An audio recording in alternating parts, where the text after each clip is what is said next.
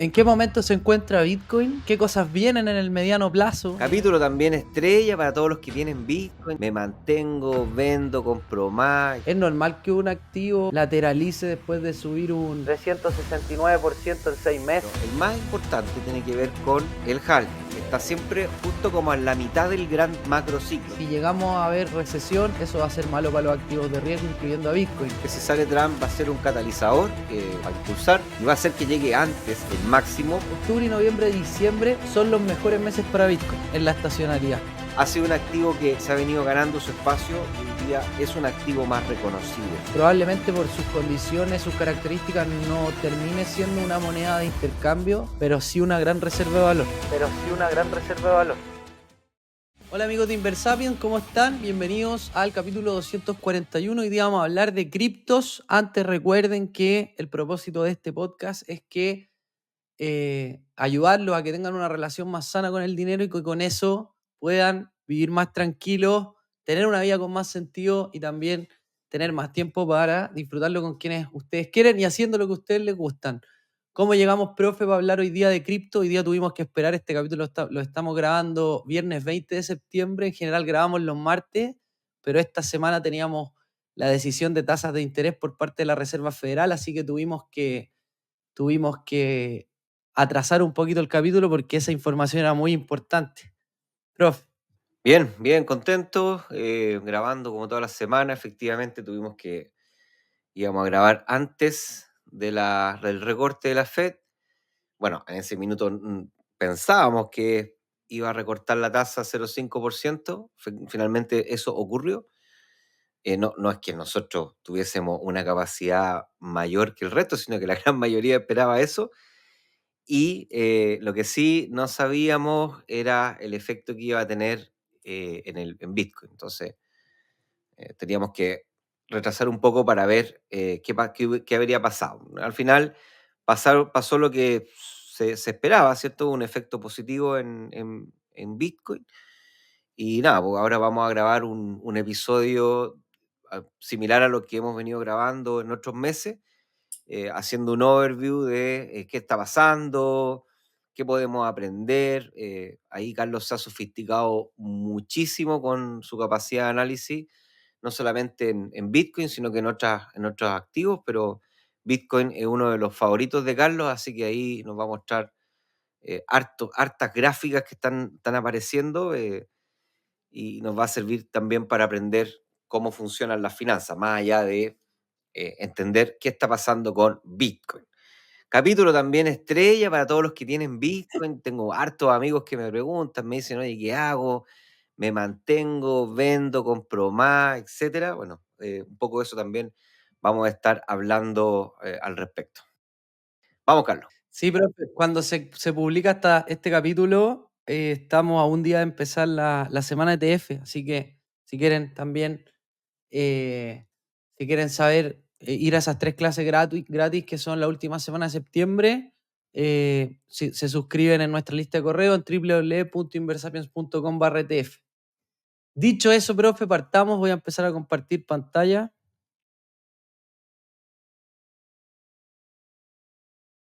Dime si se ve, porfa. Sí, se ve. ¿Se ve? Ya, mira, lo que vemos acá es un gráfico que es bastante interesante porque nos muestra el precio de Bitcoin, ¿ya? Pero lo divide como en unos cuadrados que hablan un poco de ciclo. Vamos a hablar de esas cosas porque... No, espera, partamos de nuevo. Vamos a partir por el precio, ¿ya? Voy a mostrarle el precio y después nos metemos en gráficos de ciclo.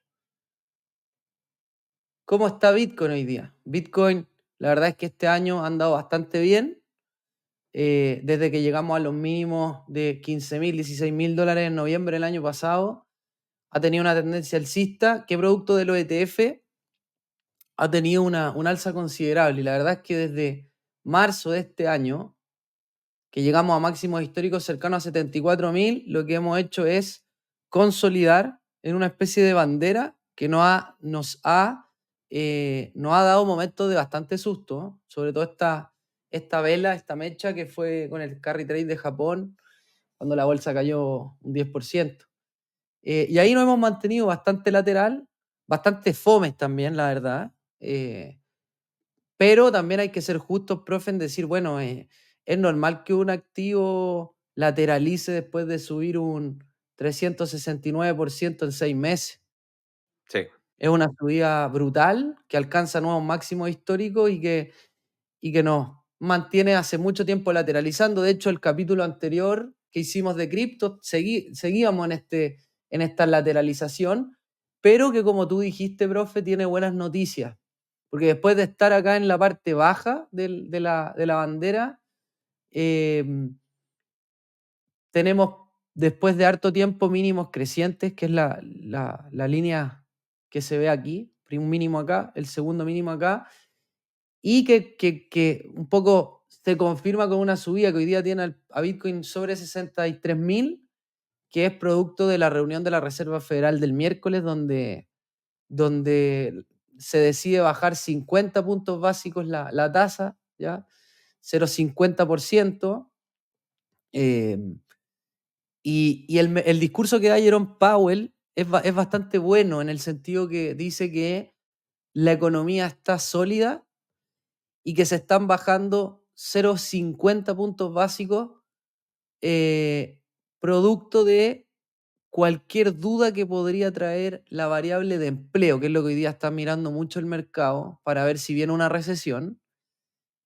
Porque si viene una recesión, eso es malo para los activos de riesgo, incluyendo a Bitcoin. Entonces, ese es el dilema hoy día, profe. El dilema es, oye, ¿hay recesión pronto o no? Porque de que va a haber recesión, obvio que va a haber recesión, es parte del ciclo económico, pero muy distinto para los activos de riesgo, digo, la bolsa y Bitcoin, y obviamente todas las bolsas que se correlacionan con el S&P 500. Es muy distinto si la recesión viene a principios del 2025 o viene en un año y medio, 2 años, ¿ya?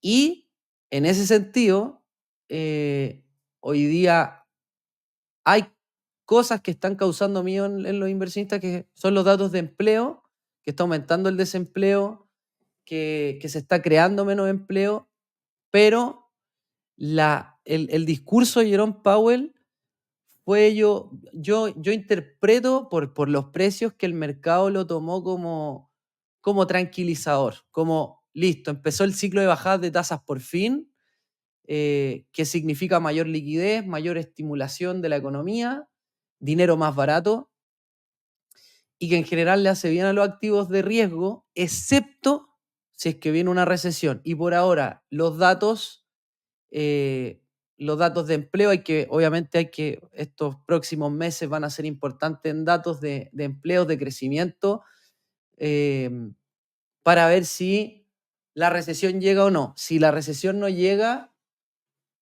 pronto y esto se mantiene y los datos que van saliendo de empleo, inflación y crecimiento son positivos, la verdad que la decisión de bajar 50 puntos básicos en la reunión del miércoles 18 de septiembre, el mercado lo ha tomado bastante bien. Lo ha tomado bien porque ahora te muestro el S&P 500, profe, está marcando nuevos máximos históricos, activo de riesgo, y Bitcoin está yendo a la parte alta del canal alcista, o sea, de la bandera, perdón, de la bandera lateral, peleando la media de 200 días.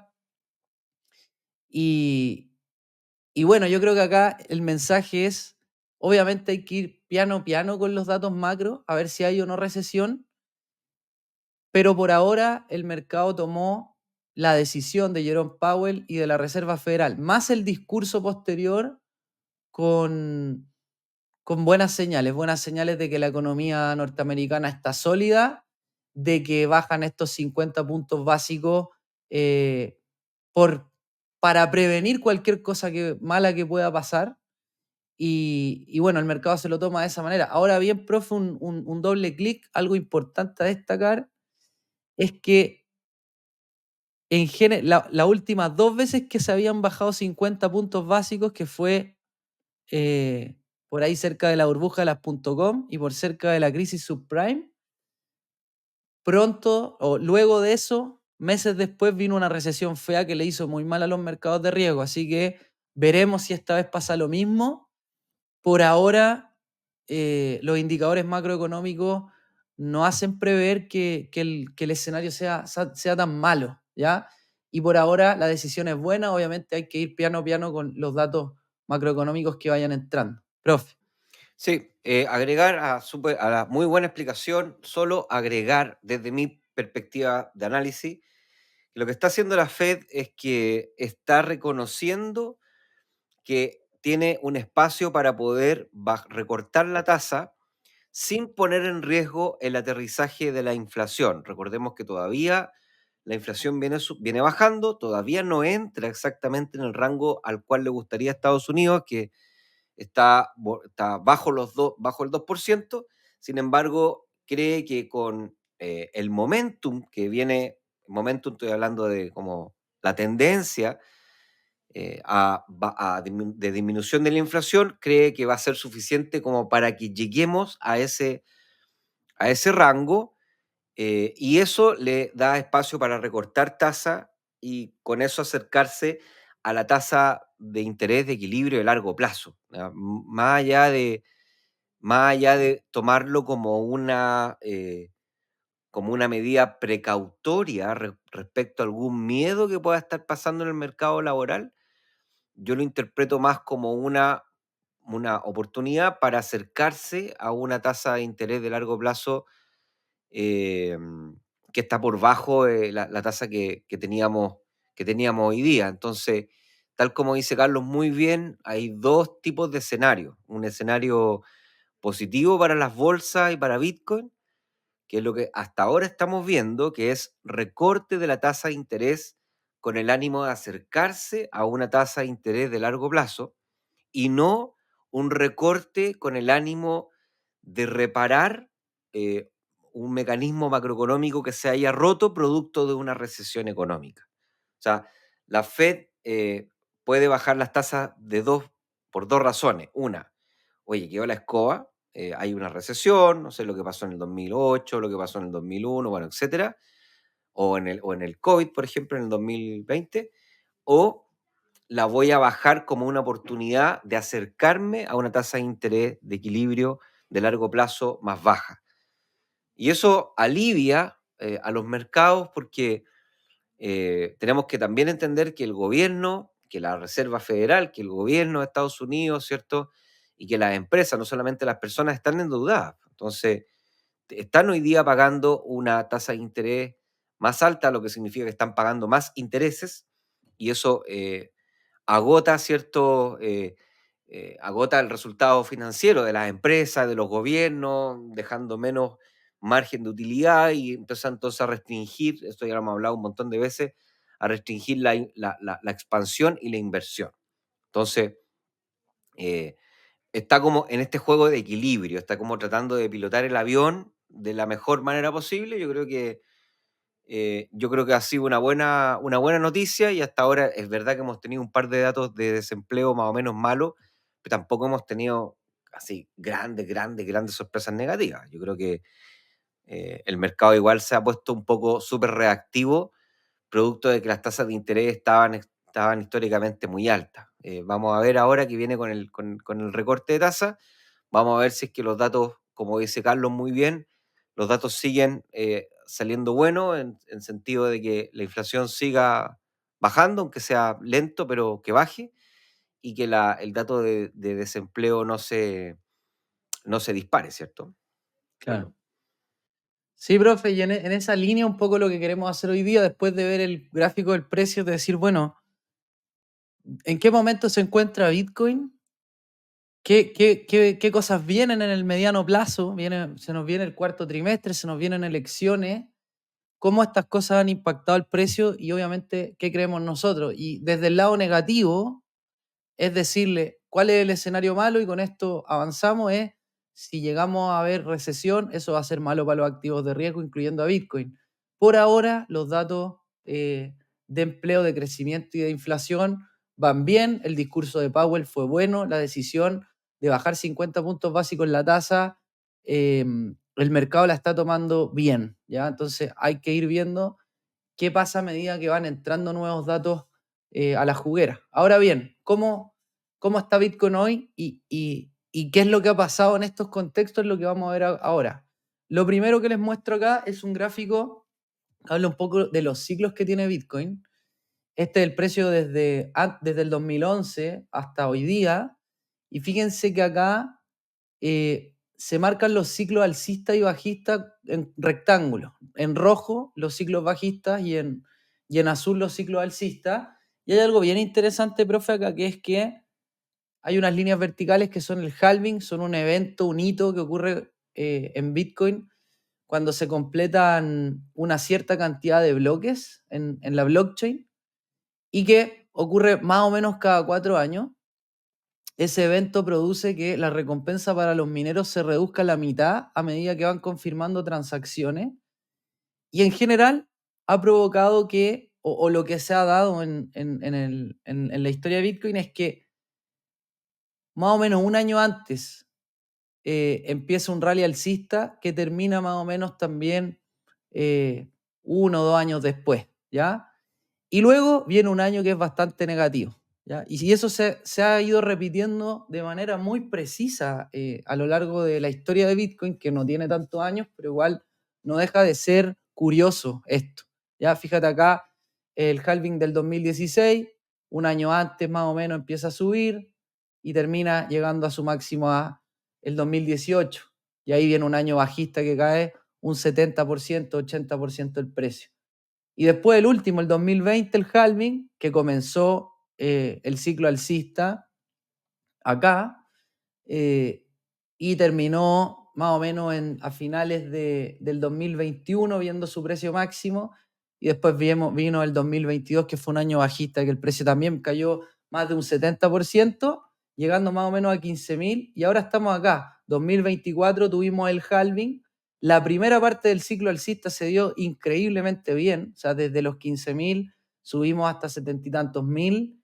Y si uno mira este ciclo, todavía nos queda una parte del rectángulo del cuadrado azul, que es posterior al halving, ¿ya? Así que si fuera por ciclo de Bitcoin, si fuera por momento, por halving, no podríamos pensar, si se repite la historia, que estamos en el máximo del ciclo, ¿ya? Lo que nos dice este gráfico es que si el ciclo se repite, Bitcoin debería superar máximo histórico y hacer nuevos máximos.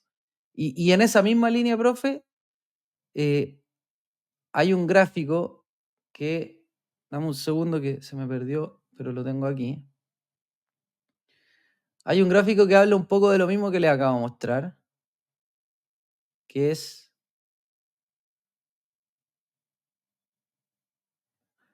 este que está aquí. Mira, fíjate aquí, profe, lo mismo. ¿Cuánto dura un mercado alcista y un mercado bajista? Fíjate acá que los mercados alcistas en promedio duran 800 días y si uno quita los primeros ciclos, que en realidad había mucha volatilidad, poco volumen y poco conocimiento de las cripto, si uno mira los últimos 2 ciclos, el ciclo alcista duró más de 1000 días y el ciclo bajista dura más o menos un año, 400 días. El último ciclo bajista duró 397 días y este ciclo alcista lleva poco más de 600 días. O sea, si se repite el ciclo, todavía le queda espacio Un año más, para por lo seguir. menos, más o menos, un poquito Claro, menos de un año. algo así, ¿ya? Eh, seguimos hablando de ciclos, ¿ya? Les dije yo que hay un evento muy particular en Bitcoin que se llama halving, que marca dónde está como el centro del ciclo. Y este gráfico lo que muestra es cómo le va el precio en los diferentes ciclos, profe, Ujú. desde el día del halving. O sea, el eje cero es el día que ocurre el halving. Y yo te voy a sacar el ciclo Génesis y el primer halving porque yo creo que no son muy representativos de ahora, pero si dejamos los últimos 2 ciclos, los últimos 2 halving, 2016, 2020 y 2024, fíjate acá que en general ha pasado que justo posterior al halving, los primeros 5 meses, los primeros 100, 150 días, en general el precio lateraliza, ¿ya?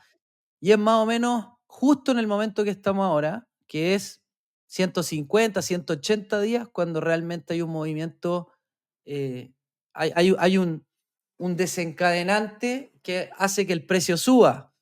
Yo recuerdo que el 2020 fue el aviso de que PayPal iba a aceptar pagos con cripto y después vino Elon Musk a decir que Tesla iba a comprar criptomonedas.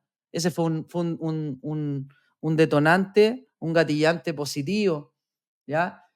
Pero sin importar cuál es el detonante, si uno mira el ciclo, desde el momento del halving, es bastante normal esta lateralización. Eso es un poco lo que les quiero decir. No hemos estado lejos del ciclo, pero hay otros gráficos que son bien interesantes. Mira este, profe. Voy a sacar de nuevo los primeros dos. Ahí, el primero, el primer halving. Y acá lo que muestra este gráfico es cómo le va al precio de Bitcoin desde que llega al máximo del ciclo. Ya, ¿Ya? Desde que llega al máximo del ciclo y empieza a bajar. Y fíjate, porfa, si comparamos la línea negra, que es este ciclo, o sea, desde que llegamos a 68.000 el 2022 y empezamos a caer, llegamos a 15.000 y después volvemos a subir, fíjate la línea negra, que es este ciclo, y parecen líneas calcadas con los dos ciclos anteriores. ¿Ya? De hecho, nos habíamos despegado un poquito con el tema de los ETF y hemos lateralizado los últimos 5 meses, pero si uno mira el ciclo, este ciclo se está comportando muy parecido a lo que se ha comportado a lo largo de su historia.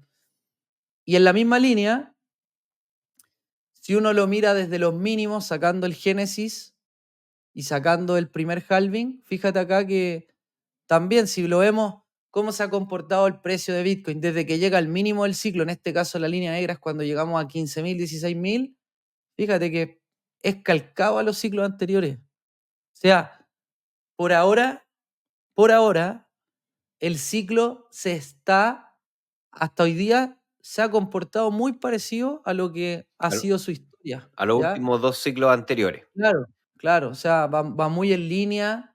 Este ciclo tuvo su primera parte pre-halving alcista, que es lo que yo les mostré, y por ahora, o sea, la estadística es brutal en el sentido de la similitud. Y si uno mira los últimos dos ciclos,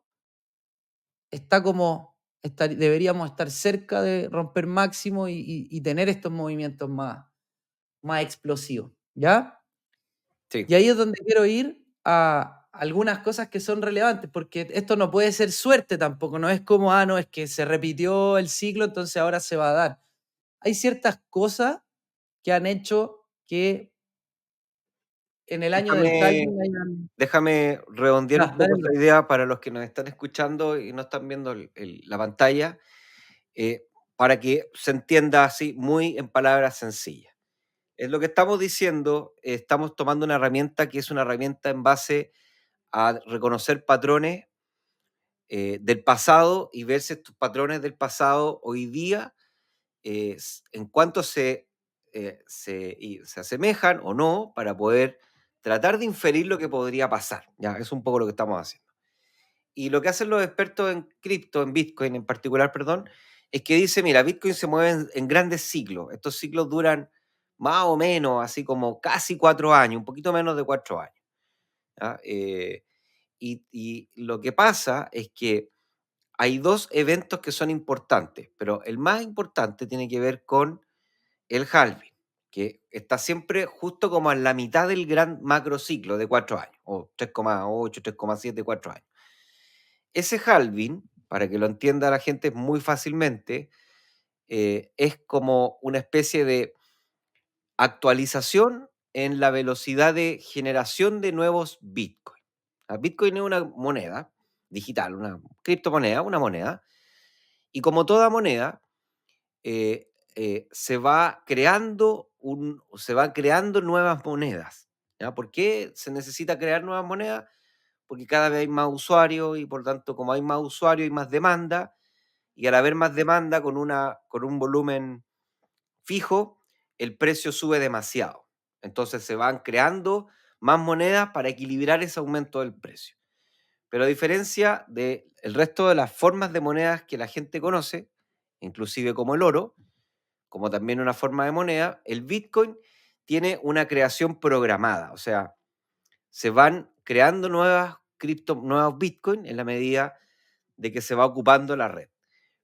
¿Y cómo se va creando? Bueno, se les va pagando a los que tienen sus computadores conectados en la red, a los que prestan el servicio. Esos son los famosos mineros. Entonces, este evento central se llama halving, que significa que cada 4 años se va a reducir a la mitad el pago a los mineros. O sea, significa, en palabras sencillas, que la velocidad de creación de nuevos Bitcoin se recorta a la mitad, haciéndola entonces más escasa. Entonces, lo que le demuestra a Carlos es que siempre, más o menos, un año antes y después, un año y algo después de este halving, se marca una tendencia que se ha respetado bastante bien, que es una tendencia alcista, o sea que el precio sube, ¿ya? Hasta llegar a un máximo. Y luego de que llegue un máximo, viene un año malo, que es una caída fuerte, ¿ya? Brutal, Una caída claro. fuerte. Entonces, para que se entienda, el último halving que vivimos fue este año en abril. O sea, ya vivimos el primer año bueno antes del halving, que empezó en noviembre, ¿cierto? El 2022. Empezó después de que tocó el piso de 15.000, empezó a subir, a subir, a subir, y llegó a un máximo, antes del halving llegó a un máximo, gatillado principalmente por los ETF. Ya vamos a explicar qué significa eso. Pero para que se queden con esa foto macro. ¿Y qué está pasando hoy día? Lo que está pasando hoy día es que llegó a ese máximo y se ha lateralizado. Y eso puede asustar a muchos. De hecho, ya debe haber asustado a algunos que tienen que haber vendido. Seguro. Pero lo que les está mostrando Carlos es que este comportamiento post-halving es bastante similar a los últimos 2 ciclos, en donde Claro. después del halving se ha visto una lateralización que estamos justo ahora que estamos grabando este episodio, ¿cierto? Estamos como más o menos en los últimos días, semanas de esta lateralización. O sea, igual estamos en un momento bien histórico, ¿ya? Probablemente octubre va a ser un mes en donde muchas expectativas se van a llenar o se van a quebrar. O sea, octubre es como uno de los meses esperados por la gente que tiene Bitcoin para ver si es que realmente el precio termina por romper máximo y dirigirse a los 100.000 a los 100.000K. ¿Estoy a Sí, tiempo? No, profe, me quedé afuera. No, todavía no estás afuera porque, como te estamos diciendo, estamos recién como en el día más o menos 680 de un ciclo que generalmente dura 1.100 días. O sea, estamos como en un 55% de este ciclo. O sea, todavía nos queda un 45% más de tiempo para seguir mirando aumentos en los precios. Carlos. sí, no, profe, excelente la explicación. Muchas gracias por el apoyo. Y aquí, entonces, tampoco se trata, profe, de adivinar y decir, no, es que el ciclo de Bitcoin se va a repetir y en octubre va a subir. No, hay ciertos gatillantes que nosotros consideramos que son positivos para que Bitcoin alcance nuevos máximos. El primer gatillante ya lo hablamos, bajada de tasas de interés que comenzaron el 18 de septiembre. Si se continúan bajando las tasas, significan aumentos de liquidez. Si no hay recesión, debería ser bueno para los activos de riesgo, pero no es lo único. Mira, acá hay un segundo argumento de por qué creemos que Bitcoin podría alcanzar nuevos máximos. Profe, mira aquí, vemos el rendimiento mensual de Bitcoin, ¿ya? Y fíjate acá que los peores meses de Bitcoin son agosto y septiembre. Agosto y septiembre son de los peores meses para Bitcoin en su historia. Y quedan 10 días para terminar septiembre y septiembre está terminado. O sea, por ahora va con un 6% de rendimiento positivo. Y una vista más clara es, bueno, ¿y qué pasa en octubre, noviembre y diciembre? Octubre y noviembre y diciembre son los mejores meses para Bitcoin en la estacionalidad, ¿ya? Si uno mira acá por Q, por trimestre, fíjate acá el rendimiento promedio que tiene el Q4. Tiene un 88% en promedio desde el 2013 a la fecha, ¿ya?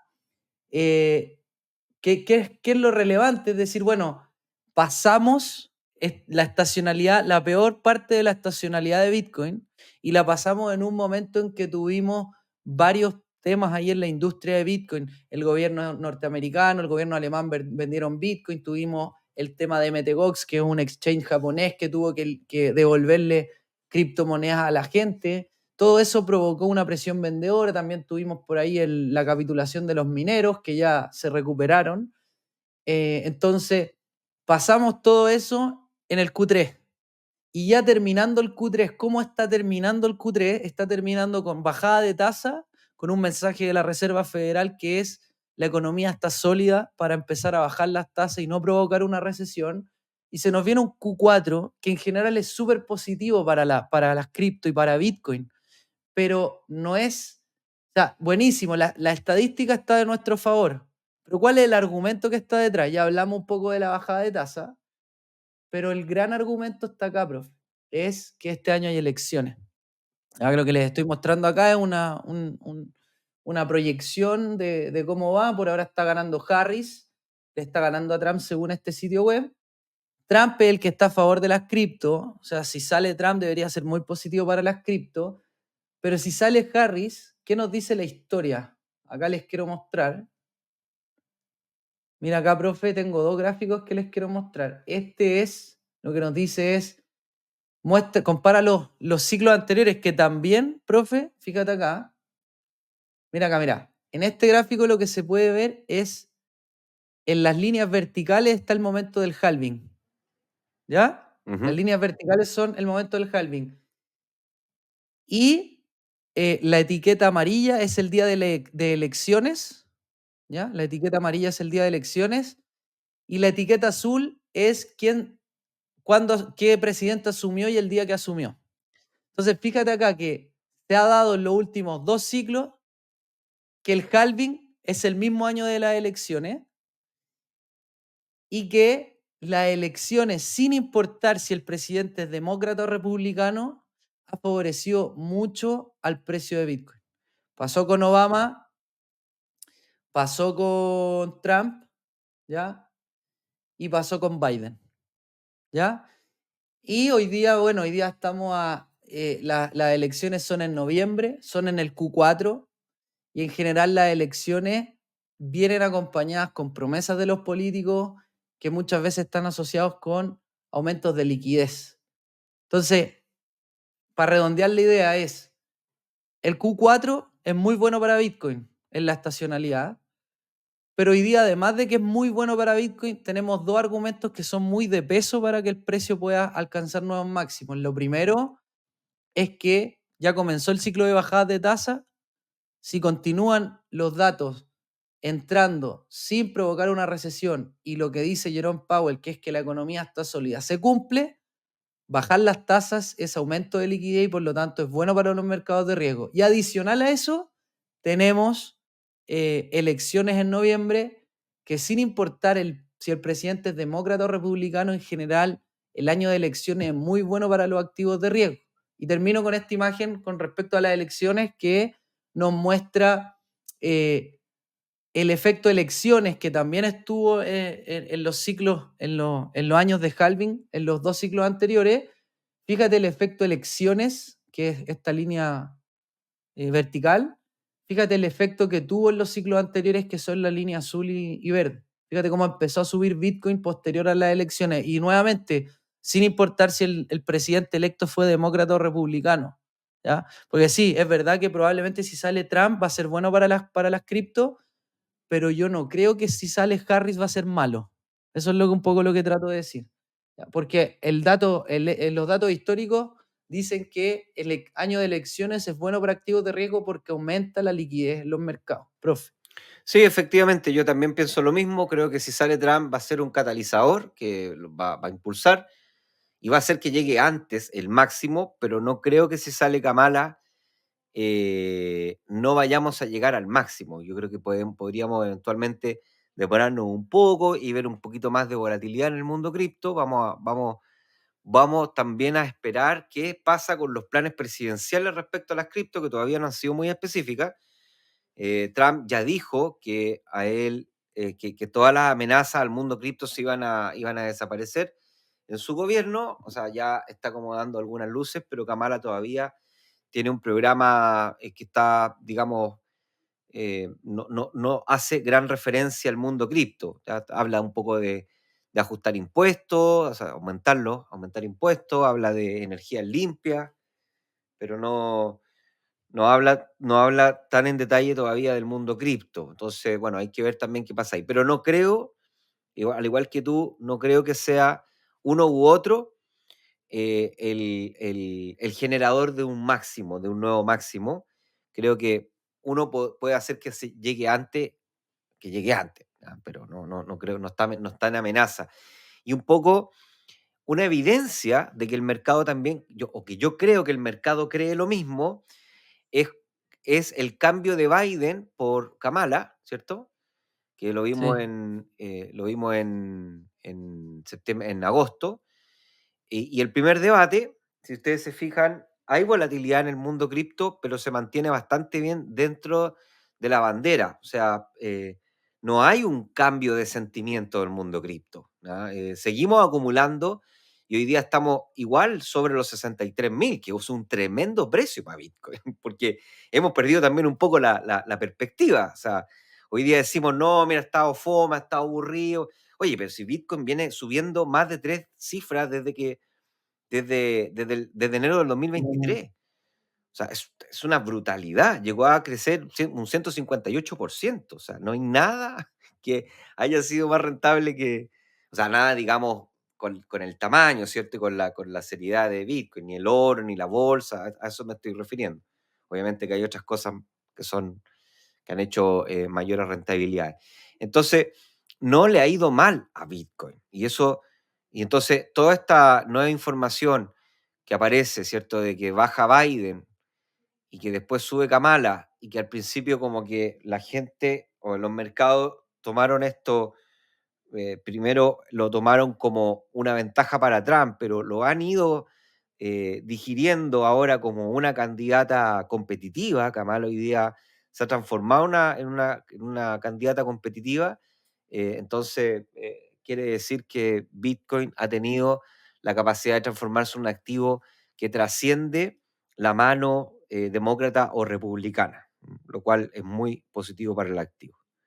Sí, bueno, la bolsa igual, o sea, sin importar si es demócrata o republicano, para la bolsa el año de elecciones es bueno. Así que, bueno, lo otro, profe, que quería mostrar es que en años de halving como este, nuevamente el Q3, o sea, perdón, el Q4, octubre, noviembre, diciembre, resultan o han resultado en la historia ser los mejores meses para Bitcoin. Así que si se repite el ciclo, si se repite la estacionalidad, si el año de elecciones es positivo, como siempre lo ha sido, si la bajada de tasas por parte de la Reserva Federal se da en un escenario que no hay recesión, ¿por qué no pensar en nuevos máximos para Bitcoin? ¿Ya? Después también quería hablar un poco de la caída que tuvimos, porque Bitcoin llegó a 74.000, llegamos a 74.000 y caímos, ¿cierto? Caímos, en el peor momento caímos un 33%, donde llegamos a 50.000 más o menos, ¿ya? Y eso claramente que genera mucho pánico, sobre todo en los que están partiendo en cripto, porque aparte si Bitcoin cae un 30%, las altcoins caen un 50, un 60. Entonces, ¿qué pasa? Que quiero un poco mostrarle y que conversemos. Esta caída de un 33% es normal, es parte de un cambio de ciclo, es parte del comienzo de una tendencia bajista. Entonces, lo que les quiero mostrar, en primer lugar, en este gráfico yo les muestro cómo ha sido la volatilidad a lo largo de la historia. Y fíjense que podríamos ver, si uno trazara una línea, eh, que hay una tendencia a que la volatilidad baje a medida que Bitcoin avanza, que sube de precio, que se hace más conocido, que aumenta el volumen de transacción, disminuye la volatilidad. Fíjense acá como las líneas rojas, amarillas, púrpura, todas parten más altas los primeros años y ahora ya se van manteniendo estables. Incluso si comparamos el 2024 con el 2020 o el 2018, la tendencia de la volatilidad a la baja, ¿ya? ¿Por qué es importante entender esto? Porque ahora les voy a mostrar un gráfico que lo que muestra este gráfico es el ciclo alcista. ¿Se acuerdan que yo les dije que un ciclo alcista de Bitcoin parte como un año antes del halving hasta 1 o 2 años después? Acá lo que les muestra cada uno de los colores es ese tiempo, ¿ya? Es desde un año antes de cada halving hasta más o menos un año después que se alcanza el máximo del ciclo. Y cada uno de los colores representa un halving distinto. Voy a tomar en consideración los últimos 3 colores, que son este ciclo en morado, el ciclo 2024, el ciclo 2020 con halving 2020 y el ciclo 2016 con halving en 2016. Y lo importante de esto es que, fíjense acá que hay en los 3 casos hay tendencia alcista y tendencia alcista, y lo que muestra esta, este gráfico de la parte superior es las caídas que tuvo en estos ciclos alcistas. O sea, acá subió muchísimo, no me sé el porcentaje, por ejemplo, de 200 subió a 12.000, por decirte algo, pero igual se iba cayendo entre medio. O sea, el precio sube como un zigzag, ¿cierto? En el ciclo del 2016, en el ciclo alcista, ¿ya? Que Bitcoin subió de una manera brutal, igual había caídas de un 30%, muchas caídas de 30%. ¿Significaron esas caídas de 30% el término del ciclo? No. O sea, si tú te hubieras salido, profe, en la segunda caída de un 30% porque te asustaste, te hubieras perdido una subida brutal de Bitcoin, ¿ya? Mira lo que pasó el 2020. El 2020 incluso tuvimos coronavirus y con coronavirus tuvimos una caída de hasta un 67%.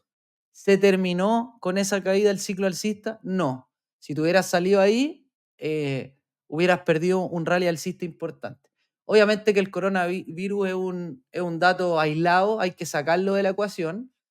Y un poco si uno mira los últimos 2 halving, yo creo que acá lo relevante es, en el halving del 2016 tuvimos en el rally alcista caídas de 30%, y en el ciclo del 2020, sin contar coronavirus, en el ciclo alcista tuvimos caídas de 50%. Pero ¿se acuerdan que yo les dije que la volatilidad había disminuido? Eso quiere decir, como una especie de interpretación, inferencia, es que deberíamos esperar, obviamente, que en el ciclo alcista el precio de Bitcoin caiga y que tenga caídas relevantes como los años anteriores, pero probablemente no tan grandes porque la volatilidad ha ido disminuyendo. Y en ese sentido, la caída más grande que hemos tenido en este rally alcista ha sido de un 33%. Probablemente si viéramos caídas de hasta un 40%, serían algo bastante normal para un ciclo alcista a lo largo de la historia de Bitcoin, ¿ya? Entonces, un poco lo que les quiero mostrar con este gráfico es caídas de 30% en rally alcistas de Bitcoin son pan de cada día. O sea, el que se asustó por esta caída de 33%, que obviamente todos nos asustamos, pero un poco lo que les quiero mostrar con este gráfico es tener perspectiva, relativizar y darnos cuenta de que caídas del 30% son parte del comportamiento histórico que tiene Bitcoin. Hoy día ya nos estamos recuperando, Bitcoin está en 63.000 y obviamente que por ahora la caída más fea ya pasó y ahora estamos pensando más en llegar a la parte alta de la bandera, dado la bajada de tasa y dado que viene las elecciones, ¿ya? Pero cuando estuvimos acá en 53, 52, claro que estuvimos asustados. Un poco lo que les quiero mostrar con esto es tener perspectiva de que Bitcoin sí cae, así como sube 300%, también cae 30, 40% a medida que avanza. Y eso es parte del activo y es un poco para que un poco gestionen un poco el miedo o el pánico que muchas veces estas caídas provocan, profe.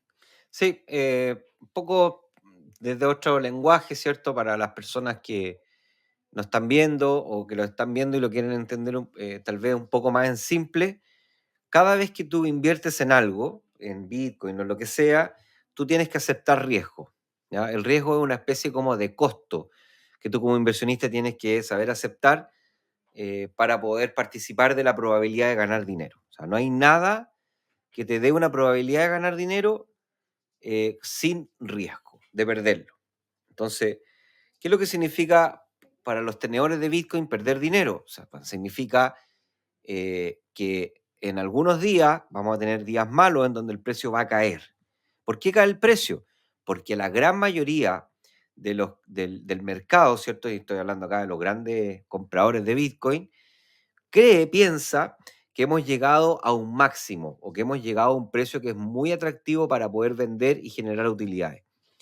Y entonces eso ocurre cuando llegan, ¿cierto? El precio sube a tal lugar en donde hay algunos inversionistas, vendedores que dicen, bueno, este es un buen precio para poder salir a recoger utilidades que valgan la pena. Y salen a vender. Y esas ventas parciales, y aquí es donde se va a entender un poco lo que les explicaba Carlos, esas ventas parciales siempre vienen acompañadas de vendedores que son noise traders, que se llaman, o que son una especie como de inversionistas poco formados, que reaccionan de manera muy sensible al movimiento del precio y con mucho terror, con mucho miedo cuando el precio cae y con mucha codicia cuando el precio sube. Entonces, ¿qué es lo que pasa? Si ustedes se fijan, en los primeros ciclos, el Bitcoin tenía un movimiento muy volátil. O sea, primero era porque era una moneda muy pequeña, ¿cierto? Era una moneda desconocida, muy pequeña, y entonces estaba muy influenciada por este comportamiento exuberante, emocionalmente exuberante de los inversionistas. O sea, pequeñas caídas hacían que todos salieran a vender y eso incrementaba mucho más la caída. Esos son los famosos drawdowns que se están viendo en pantalla, ¿cierto? Que son esas líneas que se ven en el techo del gráfico, ¿cierto? Que son estas caídas fuertes. Pero si ustedes se fijan, hay un patrón que se ha venido consolidando y es que por dos razones, una, creo yo, y esta es mi interpretación, por dos razones, Bitcoin ha perdido afortunadamente su capacidad de hacer grandes caídas. ¿Por qué? Primero, yo creo que es porque es una moneda más grande, o sea, hay más dinero ahora en juego, hay más inversionistas y ahora en particular hay inversionistas institucionales, ¿cierto? Los que son los proveedores de ETF, que vamos a hablar ahora enseguida. Entonces, es un mercado que primero es más, hay más inversionistas, hay más dinero, es más grande y eso hace entonces que al ser más grande, las caídas, ¿cierto?, de este activo de precio sean menores. ¿Por qué? Porque se necesita más volumen para hacerlos caer. Pero la segunda explicación es que los inversionistas además están mejor formados están mejor diversificados, hay mayor diversidad de tipo de inversionistas.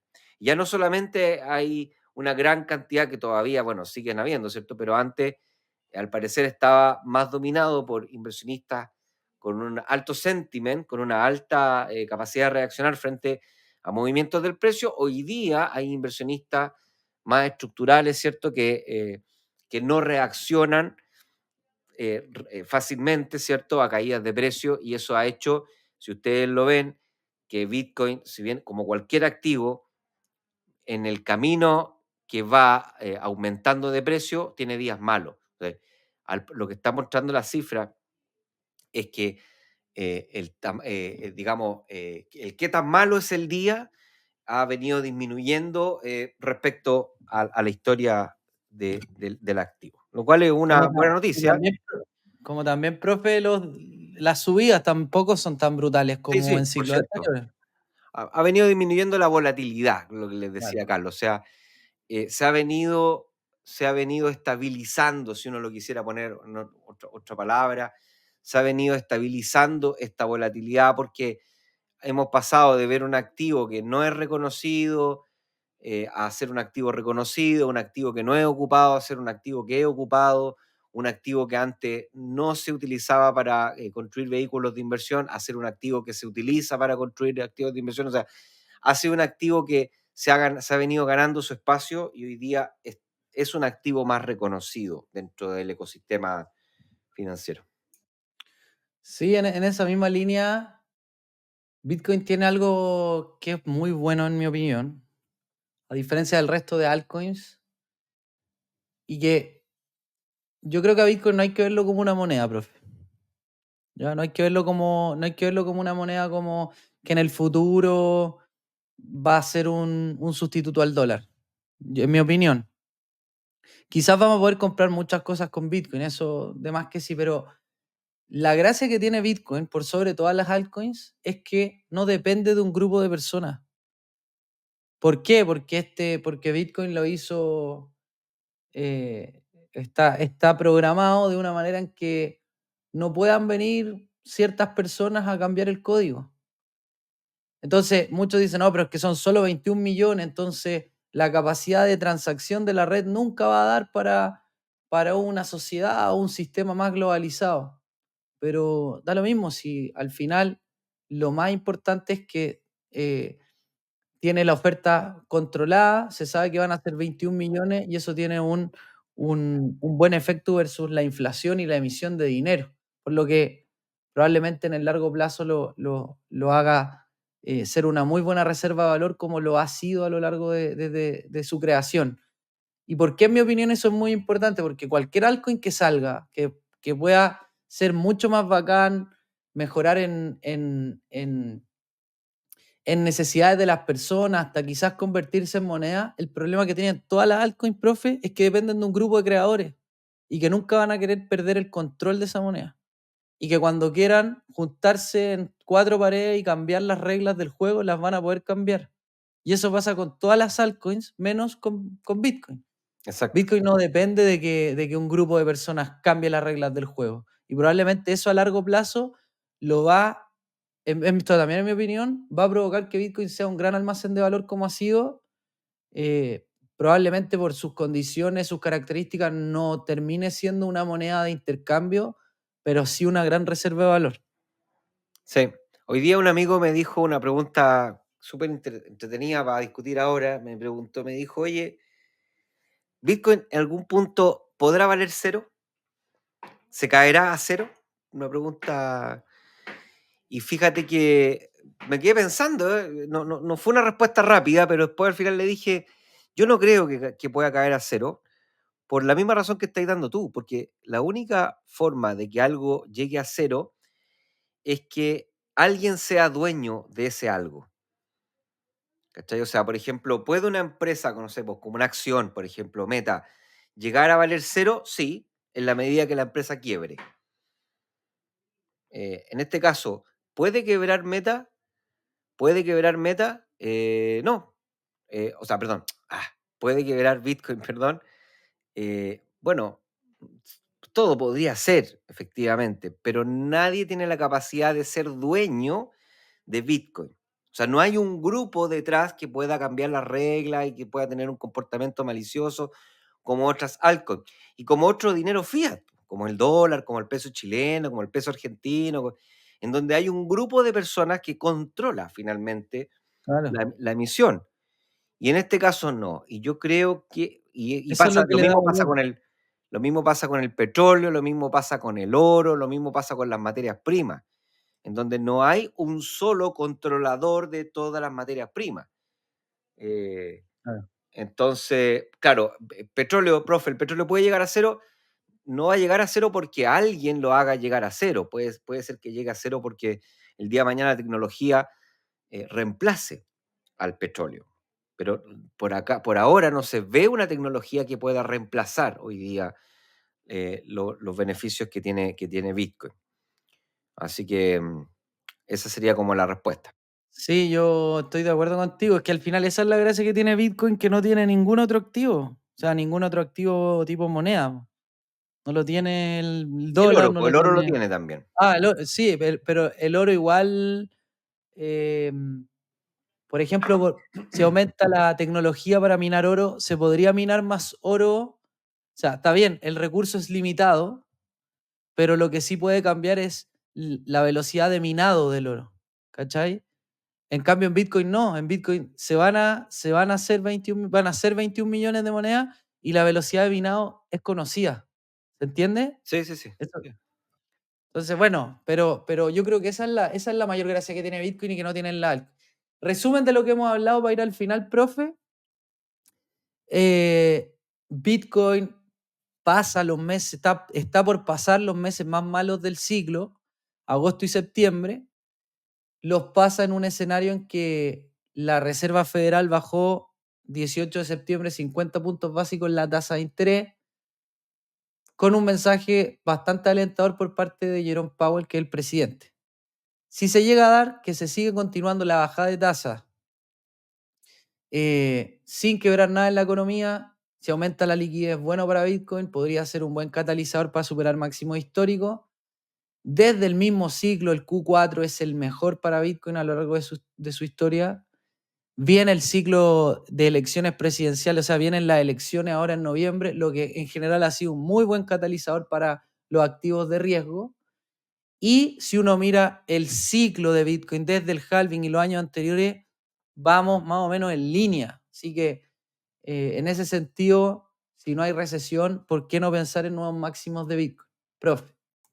Sí, efectivamente. Sí, no tengo mucho más que agregar. Nada más que estar expectante a un momento histórico, porque qué va a pasar en octubre con la progresión del ciclo. Tal vez nos podríamos demorar un poquito más con esta volatilidad de las elecciones, pero no, pero nada, hay que ver si se satisfacen esas expectativas o no. Sí, profe, y por último, hablar de los ETFs que han tenido un impacto muy importante en Bitcoin. Fíjate acá, este es los flujos de dinero que entran. Si es verde, profe, significa que el flujo es positivo en el día. Si es rojo, significa que el flujo es negativo. De todos los ETFs de Bitcoin, ¿ya? Del ETF de BlackRock, de Fidelity, de Grayscale, etc. Fíjate que en general se da que cuando el flujo es positivo, o sea, cuando tenemos barras verdes, el precio de Bitcoin sube, y cuando tenemos barras rojas, como acá, el precio baja. Hay una correlación súper alta. Y la verdad es que en esta lateralización hemos visto bastante volatilidad, o sea, indecisión. Tenemos periodos de repente buenos para Bitcoin, periodos malos también con respecto a los ETF, a los flujos, y esto también ha acompañado a que el precio lateralice. Probablemente cuando los ETF se decidan por comprar, que al final detrás están los inversionistas institucionales, si es que tenemos buenos datos macroeconómicos, si es que las elecciones, si es que de acá a las elecciones tenemos buenos datos macroeconómicos, tenemos un ciclo electoral normal, si no, no sé, no le disparan a nadie, cosas por ese estilo, eh, los ETF probablemente sean también un catalizador en compras que ayude a superar máximos históricos. Sí, los ETFs tienen la gran virtud, no sé si virtud o no, pero ellos están muy correlacionados con los activos de bolsa, porque son fondos de inversión. Entonces, si a la bolsa le va bien, eso hace que el apetito por poner dinero en estos instrumentos de riesgo sea mayor, y si ese apetito es mayor, entonces eso va a hacer que los fondos salgan a comprar Bitcoin para poder ofrecer más espacio en estos ETFs de Bitcoin, y eso le va a dar impulso, va a ser otro impulso más, ¿ya? De todos los impulsos que hemos estado hablando durante el episodio. Así que vamos bien. Oye, Carlos, quiero dos preguntas, ¿ya? Porque Ya. la audiencia seguramente se va a estar haciendo esta pregunta, me la han preguntado otras personas y quiero que conversemos sobre eso mirando el gráfico de precio. Entonces, en resumen, supongamos que yo siempre me preguntan, profe, bueno, ¿qué hago? ¿Compro o no compro? ¿Qué haría usted? ¿No? Entonces, Ya. inevitable caer en algunas respuestas, ¿cierto? Que no son recomendaciones, sino que simplemente es tratar de llevar estos conocimientos a un accionable. Si lo primero que Sí, yo bueno, digo, lo ya. primero que yo les digo a la gente que tiene que partir desde lo más general y entonces decir, bueno, primero, estoy en una posición para poder tomar riesgo, pensando en que las criptomonedas son un activo volátil, riesgoso.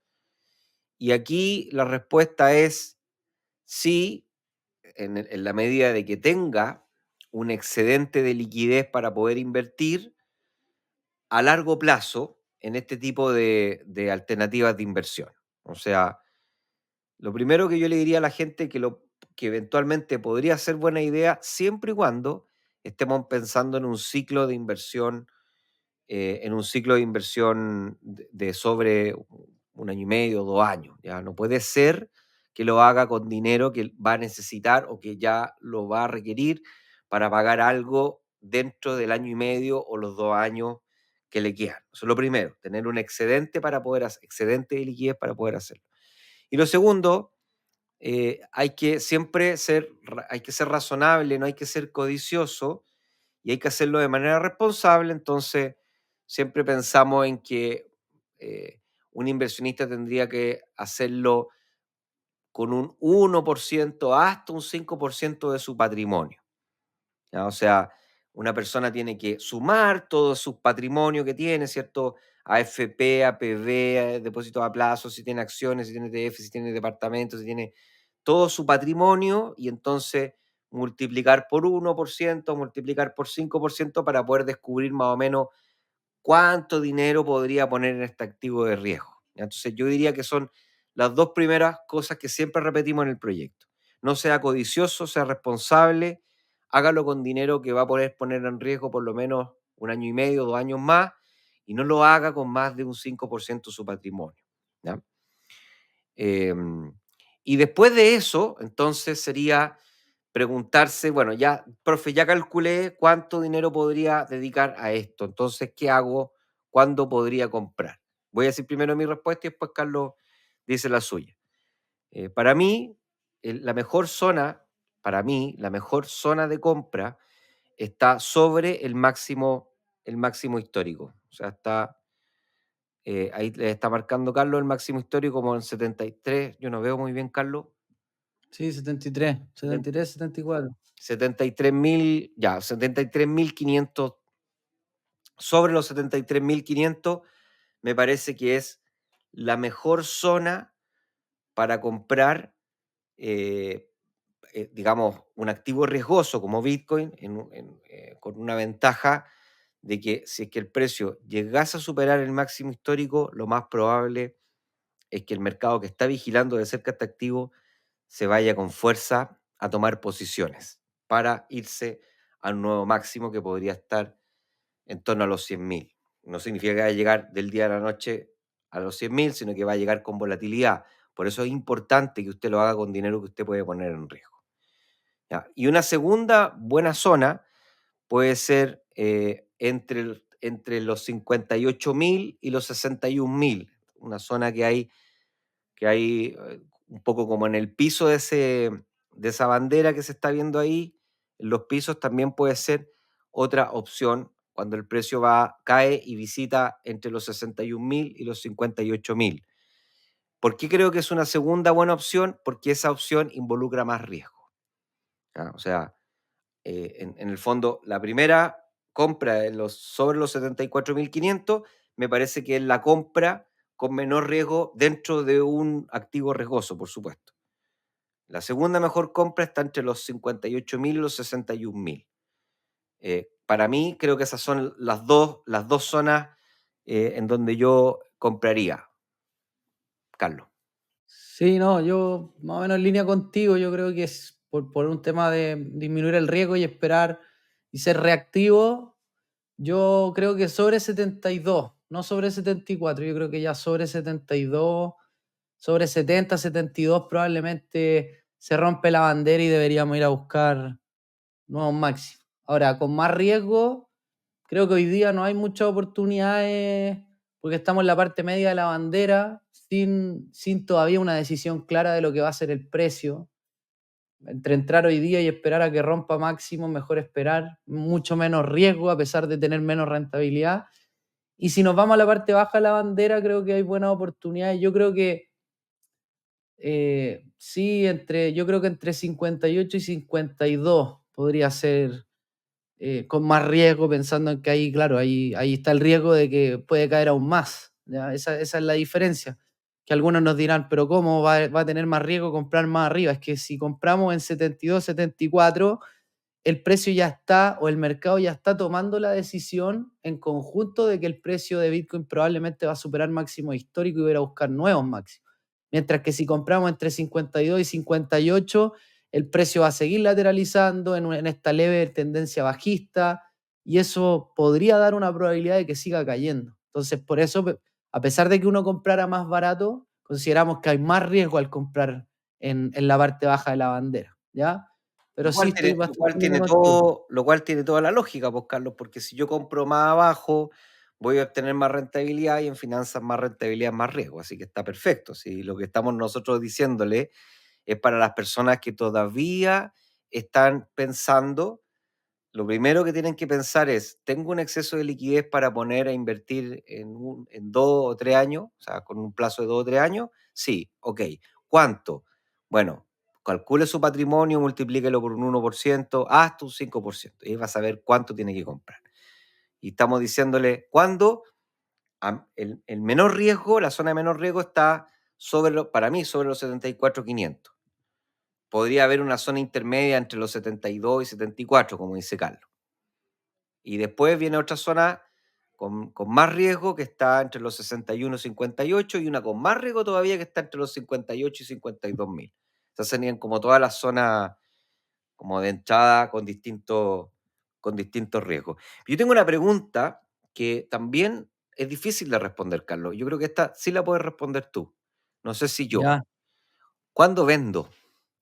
¿Cuál sería una buena estrategia? Ah, ¿Cuál sería una buena eh, estrategia, imaginando que se termina por revelar el ciclo, ¿cierto? O sea, el Bitcoin sube y todas estas cosas.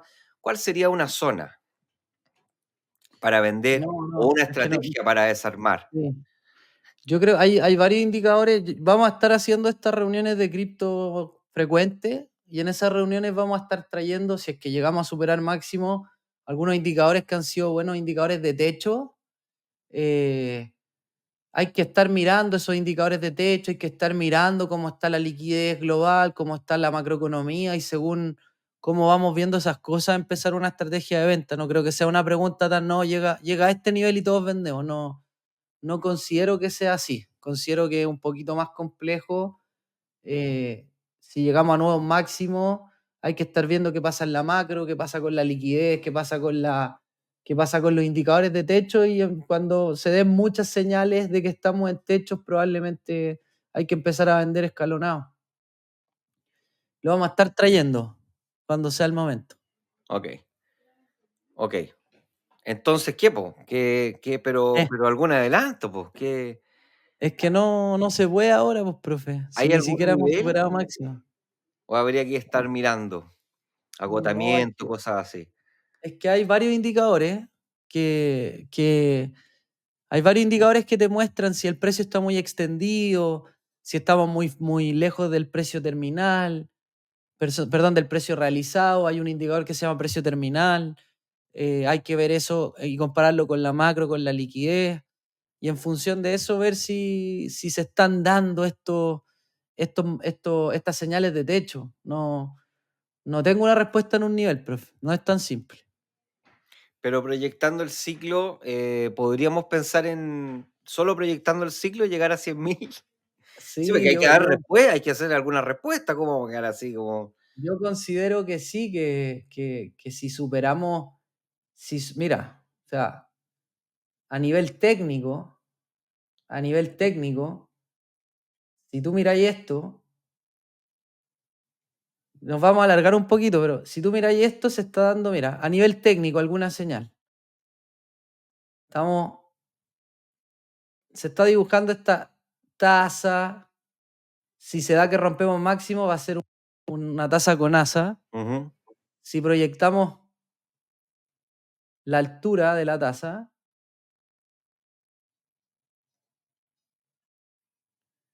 nos da 260.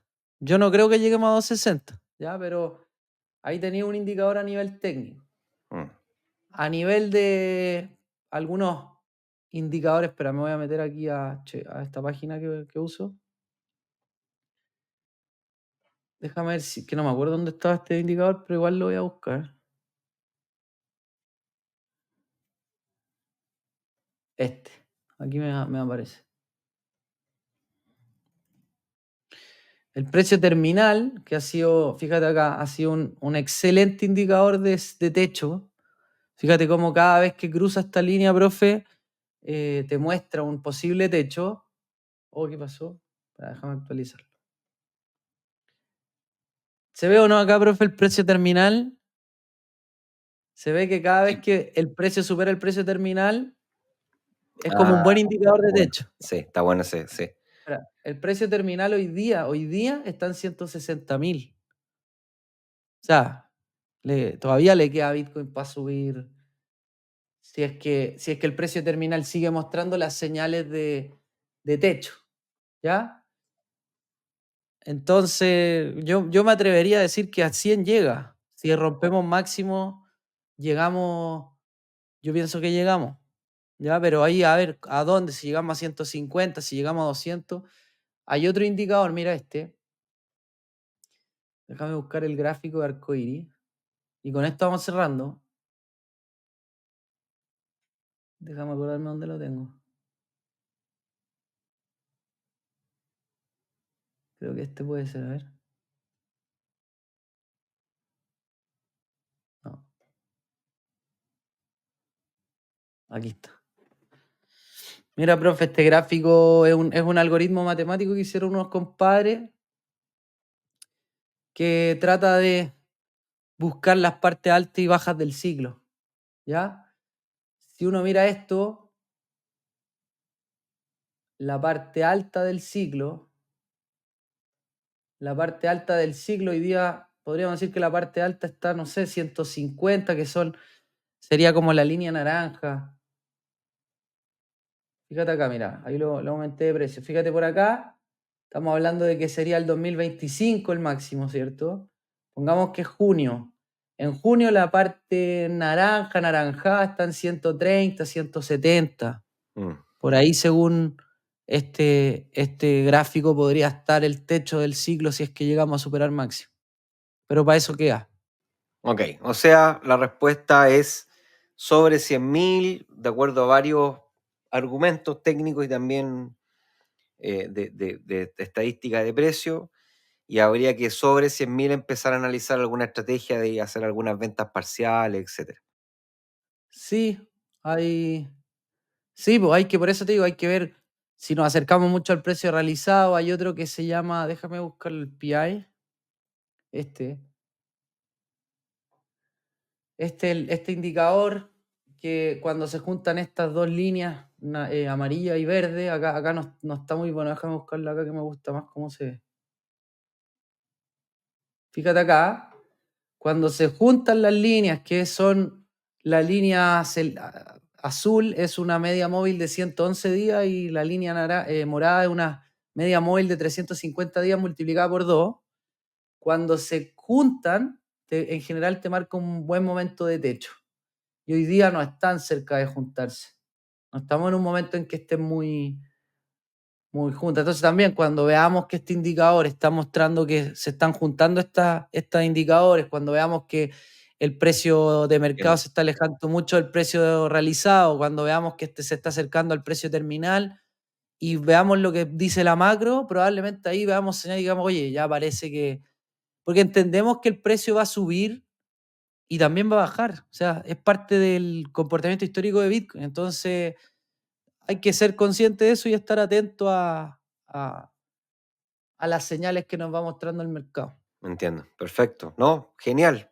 Felicidades nuevamente, extraordinario. Ahí ya Carlos mostrado su capacidad en oro, ahora paseándose en Bitcoin, así que súper bien, me quedó clarísimo. Y nada, pues así que invitarlos a todos a la semana de TF que vamos a tener. Si estás escuchando esto el día de salida de este podcast, va a empezar al siguiente día, el martes, y ahí vamos a estar hablando de ETFs y probablemente algo vamos a hablar también de los ETFs de Bitcoin. Carlos, Estamos. Nos vemos. chao, chao. Chao.